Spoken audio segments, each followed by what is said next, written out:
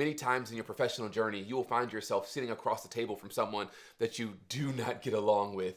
Now, the issues aren't really personal, they're really professional. Maybe you see the scenario that you're facing from different perspectives, and it's happened enough times where it's really starting to affect how you see this person.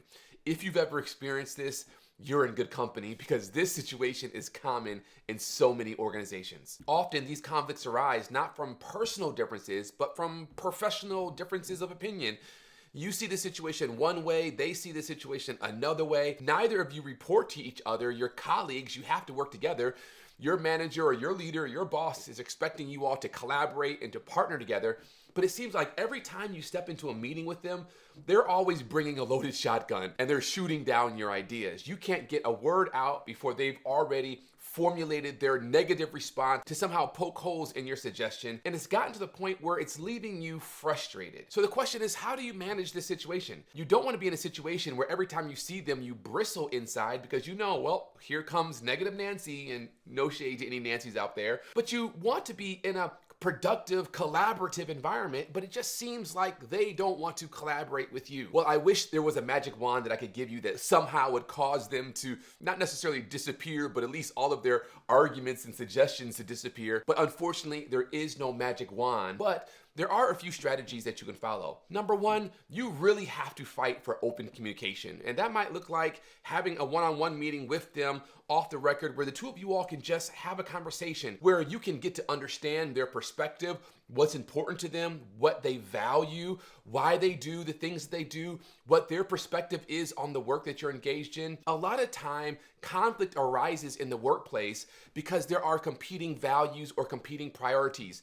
They're playing by one set of rules, you're playing by another set of rules, and as a result, conflict is inevitable. So having an open conversation with them where you're authentic and transparent, you put all the issues on the table, you say, you know what, I'm beginning to feel like we just can't see eye to eye on some issues, and I really want to get to the underlying issue so that hopefully we can move forward together.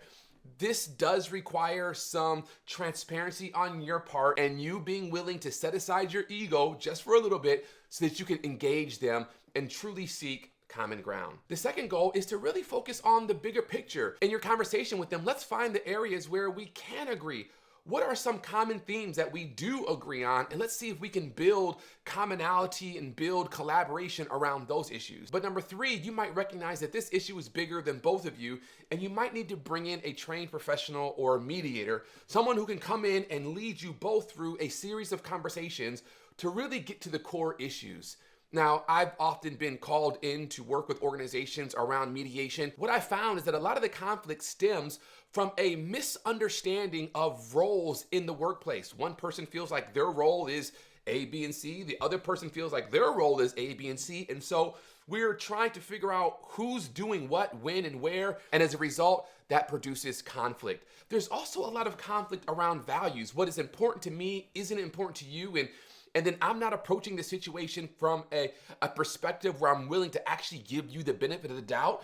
And we position ourselves as opponents rather than positioning ourselves as collaborators and team members.